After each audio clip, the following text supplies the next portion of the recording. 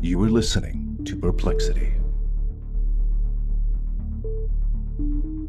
Established in 1867, Fort Concho was built along the banks of the Concho River in San Angelo, Texas. It was designed to protect frontier settlements, patrol and map the vast landscapes of West Texas, and to quell local threats. Hundreds of soldiers lived there. They would have camaraderie, a second family, but they would also experience extreme trauma, battles, violence, and bloodshed. And it seems some of the residents of Fort Concho never left. As you continue to venture through San Angelo, you will also find many other haunted hotspots, from hotels to universities. So let's get into it. Today's episode is all about the story of Fort Concho and some other haunted hotspots in San Angelo, Texas. Hello, everybody, and welcome back to another episode of Perplexity, a Mystery Podcast. As always, I am your host, Kadra. If you're new to the show, hello and welcome. I tell tales every single week that have perplexed me. So if you love a good mystery that leaves you wanting more, don't worry, you're in the right place. And if you end up enjoying today's episode, I would love if you continue to follow along. If you're a returning listener, hello, my friends. Welcome back. Happy you're here. I have a paranormal episode for you guys today. And if you enjoy it, I just gotta say, this is normally exactly like something I would cover over on my Texas Urban Legends series on Patreon. So if that's your jam, go check out patreon.com/Perplexity Mystery Podcast, or go check out the YouTube memberships. I want to shout out Michelle for requesting today's story. Trigger warning for violence, assault, murder, and generally disturbing content. Listener discretion is advised. All the sources I used for today's episode will be available down in the show notes. So, without further ado, let's get into the story of Fort Concho. I've never been to Fort Concho, but looking at pictures of this place, it seems quite unique and very large. It was constructed mostly out of limestone from this area, and it's made up of more than 40 buildings across over 1,600 acres. The buildings today can be toured, and they are labeled so you know what they originally used to be. It's like a bunch of long rectangular buildings and houses. And if you're listening on a podcast, there will be pictures of all of this on the Instagram page. If you're watching on YouTube, you will see all of the photos. So from 1867 to 1889, Fort Concho served as an army base and a headquarters for hundreds of soldiers. It was primarily the home for the 4th and the 10th Cavalry of the U.S. Army. It was also home for the Buffalo Soldiers and some very noteworthy military commanders, such as Ronald McKenzie, Benjamin Grierson, and William, known as Pecos Bill, Shafter. Today, Concho is considered a historic landmark, and it has the original flooring. There's also a museum that you can go through. It seems like a really cool place to visit. You can even stay the night and go ghost hunting. Historically, we know many Black men had fought and served in the Civil War through 1865. Right after this, in 1866, Congress enacted a new law. An all-Black regiment would be assembled to be part of the post-Civil War nation, and these men were known as the Buffalo Soldiers. They were still considered part of the U.S. Army and served primarily on the western frontier. The name Buffalo Soldiers was actually given to these Black men by Native Americans who, at the time, equated Black people's hair to that of the buffalo. They considered this a sacred, honorable name. This term stuck and was commonly used to describe any Black troops from 1866 to 1951. These units continued to be segregated, though most of the officers were white. There were, however, some Black officers, including Lieutenant Henry O. Flipper. Flipper was the first Black man to graduate from the military academy at West Point, and he actually served at Fort Concho in 1880. And something else that really shocked me when I was researching this is I came across several articles. There's a wild connection with Fort Concho and a familiar name to me, the YFZ. For people who don't know what the YFZ is, it is Yearning for Zion. And this was a insane, very big story. They've done documentaries about Yearning for Zion on Netflix. The child victims of adult grooming and sexual assault stayed at Fort Concho for a while after their compound was raided by authorities on April 3rd, 2008. The Yearning for Zion Ranch was just 45 miles from San Angelo. For people who still aren't familiar, if this isn't ringing a bell, the YFZ was an FLDS polygamist Mormon sect. Perhaps the name Warren Jeffs will ring a bell for you. This was one of his churches. If you still don't know what I'm talking about, watch Keep Sweet, Pray and Obey on Netflix. But this was an incredibly sick man who made a lot of young girls his brides and assaulted them, just did horrific things. And when their compound in Texas was raided, these victims had solace in Fort Concho. So Fort Concho has housed soldiers who have gone through insane amounts of stress. They've seen unspeakable things, and it's been a solace for abuse victims. So I feel like it's safe to say the walls of Fort Concho have held serious trauma, turmoil, and despair.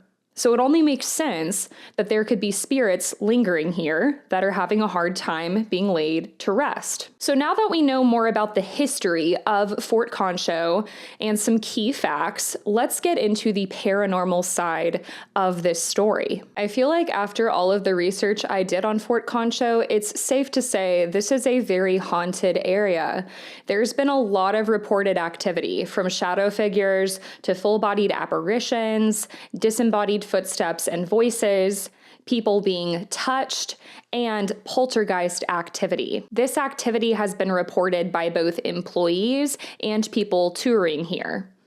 Most activity seems to happen on Officers Row, which is where all of the commanders lived. And there are many spirits that linger here. The employees have started to look back at a lot of historical records as they've experienced activity, and they've been able to piece together who they think these spirits were. One is 13-year-old Edith Grierson, who went by Edie.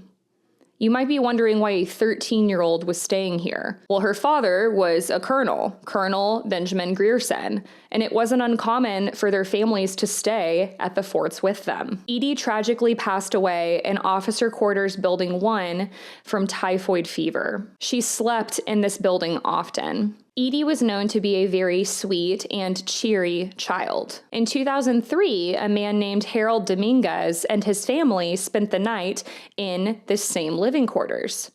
They weren't aware of the building's history, but by the end of the night, the Dominguez family knew who Edie was. Harold's wife specifically had a very unique experience. She described seeing the full-bodied apparition of a little girl in 19th century clothing.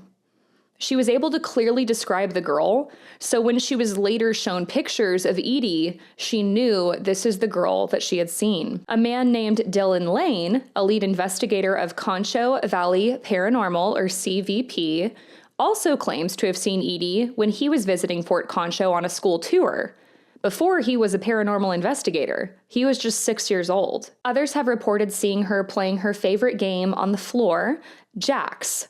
She's been reported to turn and look at you and smile before returning back to her game. She's also been spotted at the top of the staircase, wearing a long, peach-colored dress. Others have reported the sound of a young girl giggling, a ball bouncing, doors slamming on their own, or the sound of disembodied footsteps running up and down the stairwell. Others also believe that Edie's father, Colonel Grierson, also lingers here, as well as the wife. Objects have also been said to have been mysteriously moved in Officer Quarters 1. Some reports that I have read also said they've put jacks in Officer Quarters 1 before so that Edie would have something to play with.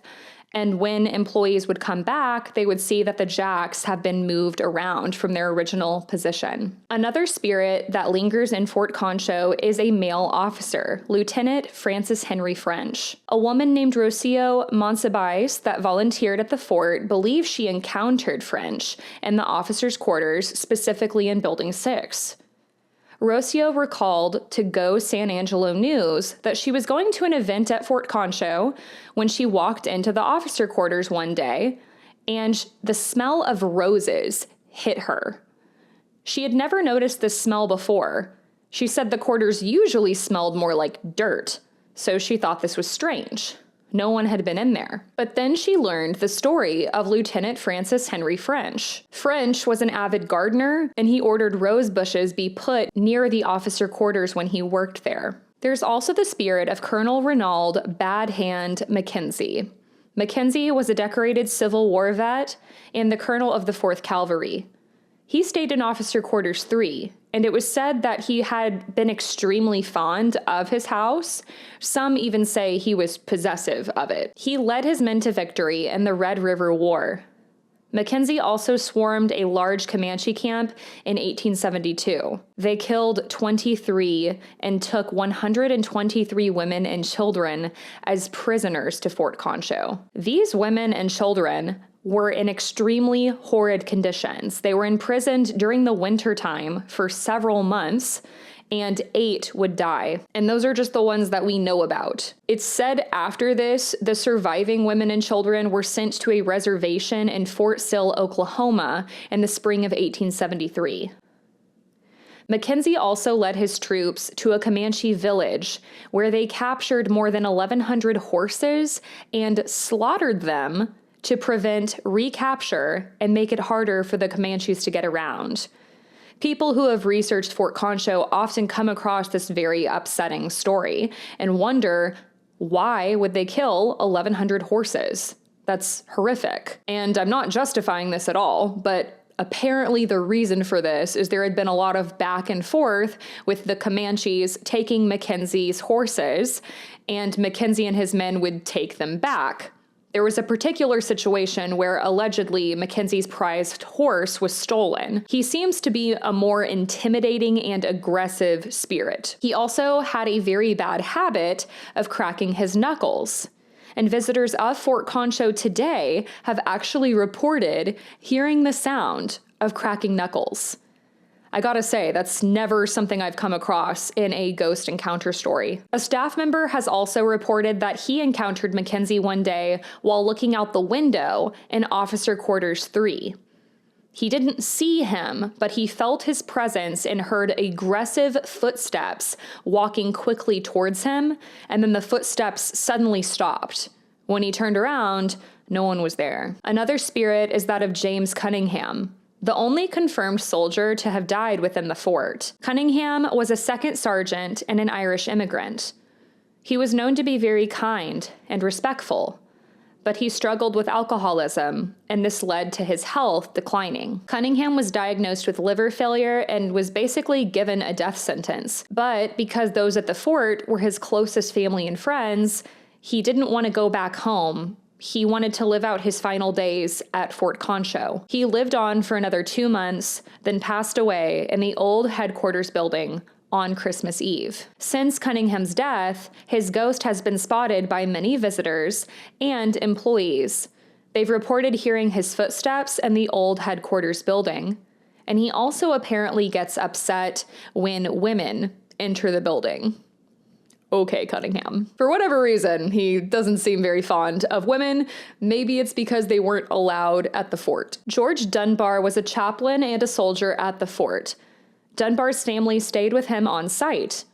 Dunbar died defending Fort Sill during a siege, but his ghost has been spotted and heard throughout Fort Concho. Some say he returned to watch over his family. Dunbar's disembodied voice has been heard in the old schoolhouse/chapel area, and he is often known to be accompanied by a female spirit.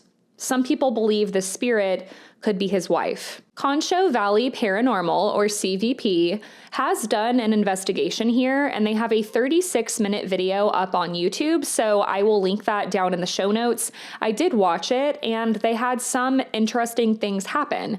They captured a lot of orbs on camera, specifically in the living quarters, and one in particular really caught my attention. You can clearly see it go across the camera lens, down, then back up again. So it has a very abnormal movement, not like a piece of dust falling from the ceiling. CVP also experienced some unexplained noises like footsteps, whispering. They got some EVPs. They had a lot of camera malfunctions, and objects were moving on their own. Some of the investigators of CVP team also reported feeling nauseous, or they felt like they were being touched. Another area at Fort Concho that is known to have paranormal activity is Barracks 5. There are war reenactments done here, so the actors sometimes stay overnight in the barracks. And one report I found was a man claiming that one night when he was sleeping in the barracks, he saw a man walk over, stoke the fire, then leave. But when the man left, he noticed that this mysterious man left through the door without opening it. Then, when he was telling another actor what he had just seen, a chair in the room moved on its own, almost as if someone was pulling the chair back to sit down. Around this same time, another employee was walking around outside the barracks and saw a pair of disembodied legs walking around the building. Another employee had previously reported seeing the disembodied upper half of a body nearby. This same employee also had another experience where he was walking the grounds and he saw someone peek out from behind one of the buildings. He described it as a man dressed entirely in white clothing. This employee approached the man to say something, but when he turned the corner, the man had vanished. He also noticed that he had never heard the sound of crunching gravel when the man left. This employee later did some research and found out that a lot of the soldiers that worked in this part of the fort wore white canvas clothing. Some other general things that I found mentioned was that this was a violent fort. There was a lot of turmoil here. These men had to spend 24/7 together, so sometimes they turned on one another. There were some murders here. There was also a lot of hostility with the townsfolk. There were sometimes riots because the soldiers didn't like how they were being treated. And that's everything that I could dig up about Fort Concho. But I do have a friend that has family out here, and now I really want to take a weekend trip with her and do some exploring around here. I've been talking to this friend, Kenzie. Hello, she listens to the show.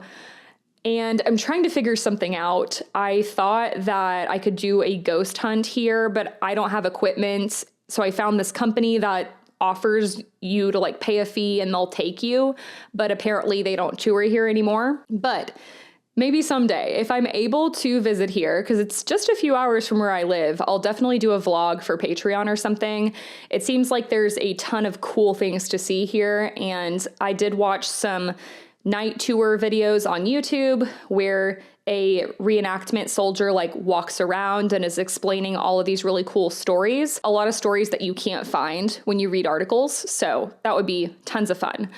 I tried to hunt around on Reddit as well for some paranormal encounter stories about Fort Concho, but I wasn't able to find anything. However, I did find this crazy story from the Let's Not Meet subreddit from Reddit user Banshee McGee. They had an experience around the area where Fort Concho is. They weren't touring here. It was like outside of it, but like just outside.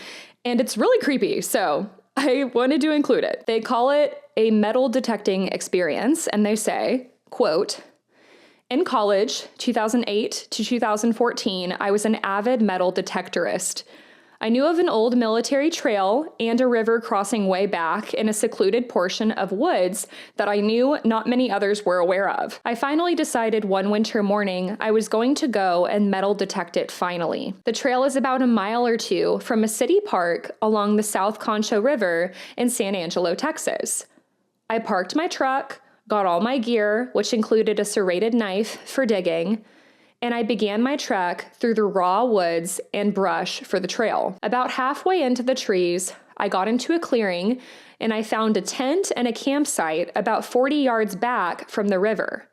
It was very isolated. There were cans laying all around it, some clothing, and other things that made it evident somebody had been using it. I didn't hang around it for long, and I kept on my way. As I was getting past the tent, this haggard-looking guy came out of the brush just a few feet from me. I startled him as much as he startled me, And after some innocent chit-chat back and forth, he asked what I was doing in the woods. I told him about the old trail, my metal detecting stuff, and I lied that it was a pretty well-known site for hobbyists like me. The latter seemed to get him a bit anxious.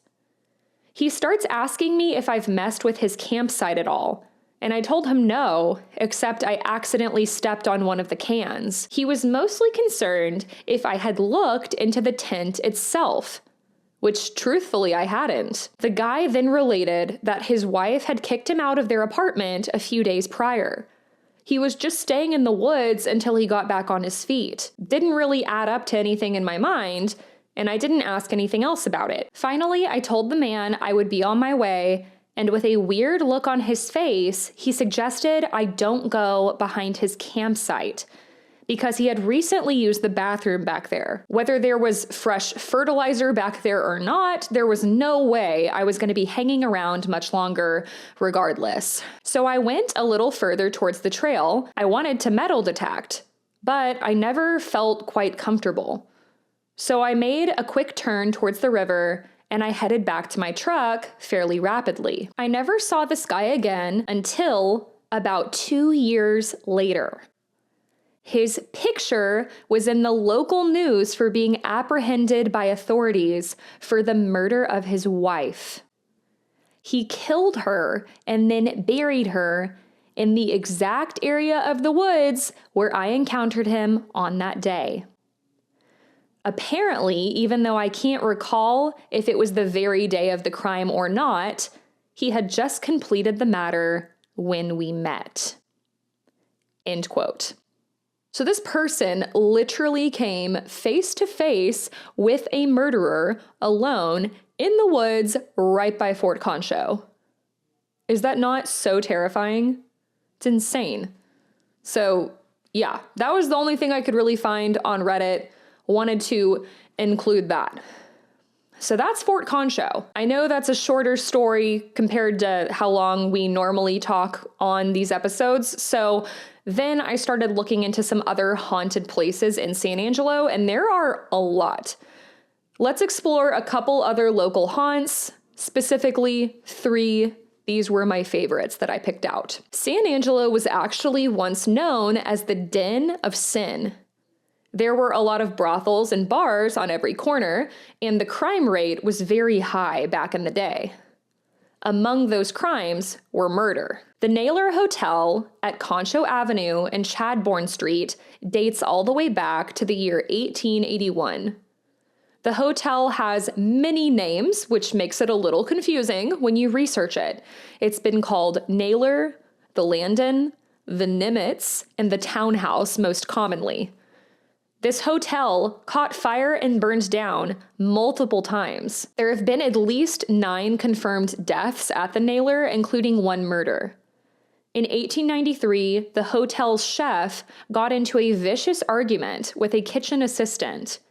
In a fit of rage, the chef killed this assistant, then set the building on fire in the hopes of covering up this heinous crime. In 1902, there would be another fire, and this led to the innocent deaths of many inside. When the hotel was rebuilt years later, guests of the hotel began to report the sounds of wailing and cries of pain. The maids reported seeing a figure weeping and cradling a baby. And I did find some confirmed reports of a woman who her and her infant died in the fire. So this makes sense. And once again, the building burned down for a 3rd time in 1925. In the 1930s, the building was expanded from 2 floors to 6 and was eventually shut down in 1983, ironically because of city fire code violations. The ghostly figure of the woman clutching a baby has also been reported by several other people, as well as the apparitions of 2 children playing in the window. So that is the Naylor Hotel. Let's talk about another one. Less than 1 mile away is the Cactus Hotel. This has one of the most terrifying stories I have ever heard. I hate this story so much. They call this story the Straw Suit Man Encounter. Tyler Tennell is a resident of the Cactus Hotel and a member of Concho Valley Paranormal, the paranormal investigation team that has gone through Fort Concho. Well, Tinnell has quite a story to tell. He learned about the straw suit man from one of his friends. This friend claims that one night while they were visiting the Cactus Hotel, he saw a strange man in a straw suit standing in the hallway. This was an older man in a tweed jacket, and he had a cane that he was leaning on. The man seemed to be mirroring Tinnell's friend's every move. When the friend called out to the man to say, "Hey, what are you doing?" they said nothing. Instead, the man dropped down onto all fours and charged at them. Just before the man reached this person, the straw suit man vanished. Yeah. No, thank you. As terrifying as this is, perhaps you could hear this story and dismiss it if it was only Tyler Tinnell's friend that had seen the straw man. But there are more reports. A business owner's fiance once came across the straw suit man in the basement, thinking that he was a random old man that had been staying there and just was wandering around and had gotten lost. So she followed this man, hoping to help him. But when she followed him around the staircase, he suddenly vanished. The very next morning, another person staying at the hotel on the second floor would claim to see this same man. She spotted him on the second floor, and she said that he looked at her with dead eyes. The man's body contorted at impossible angles, and he crawled towards her at an impossible speed before disappearing. So I think it's safe to say I will never be staying at the Cactus Hotel. And if you do, be wary of the straw suit man. The last place we are going to be talking about today is Angelo State University, or ASU. On the evening of Saturday, April 27th, 1978, a beautiful young freshman named Leandra Morales would be brutally murdered by a sophomore named Robert Mark Wagner in the Hardeman building, specifically in room 200. Wagner had become obsessed with Morales, and she declined his advances. Wagner stabbed Morales multiple times in the chest with a pair of scissors before strangling her. At 11 p.m., Wagner called police, claiming that he had just stumbled upon this dead body, and he tried to help her, but she struggled and scratched him several times on the face before succumbing to her injuries. When police arrived, they found Morales with her shirt pulled up. She had 3 stab wounds to the chest and other injuries that were consistent with being beaten. The pair of bloody scissors was also found lying next to her. The next morning, Wagner confessed, though he later pled not guilty to the crime during his trial. But Wagner was sentenced to 25 years. He was released in 2003. The Hardeman building, at the time of Morales' murders, where this whole thing took place, was home to the journalism department. And staff started to report quickly after Morales' death eerie occurrences. These incidents continued to compile over the decades, but for whatever reason, they significantly peaked in 2003.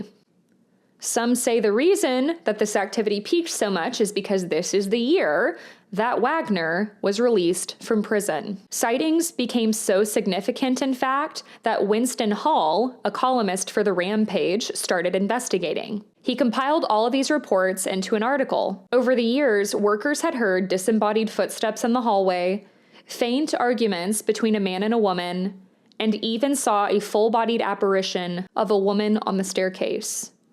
Students had also been reporting at nighttime seeing the apparition of a dark-haired female in a white dress. And if you look at pictures of Morales, she is a dark-haired woman. The elevator was also constantly malfunctioning, and strange poltergeist-like activity seemed to be occurring, like unplugged radios being found randomly plugged in and turned on. But I will say, for all of these reports, there are many more that I came across who claim they worked here or lived here and they never experienced any activity whatsoever. The general consensus seems to be that Leandra Morales was able to eventually pass on peacefully. So if you ever venture over to West Texas, maybe make a pit stop in San Angelo. Visit Fort Concho. Peek into the abandoned Naylor Hotel. Stay the night, if you dare, at the Cactus Hotel. Or take a walk through the ASU grounds to honor Leandra Morales. You may come across some spirits lingering on the other side. And that, everybody, is the perplexing story of Fort Concho and several other haunted hotspots in San Angelo, Texas. I hope you guys enjoyed today's special episode. Thank you again to Michelle for requesting that I talk about Fort Concho. It was a really cool place to research, and I hope to visit soon. If you enjoyed today's episode, let me know. I would love if you continue to follow along, subscribe if you're watching on YouTube, and if you're listening on a podcast platform, I would love so much if you left a 5-star rating and review. It really, really helps the show. If you want exclusive bonus content, and if you really liked today's episode, you want to hear the Texas Urban Legends series, go check out the YouTube memberships or patreon.com/Perplexity Mystery Podcast. I also want to remind everybody that we are still raising money for the Wilma June Nissen Amplified DNA Fund. The GoFundMe link will be down in the show notes. I myself have donated, and it would really mean a lot to Wilma June Nissen's daughter, Chrissy, who is working tirelessly to get her mother's case solved. You all are amazing. Thank you so much for listening. I hope you have a great week. Please stay safe, and I will talk to you next week. Bye.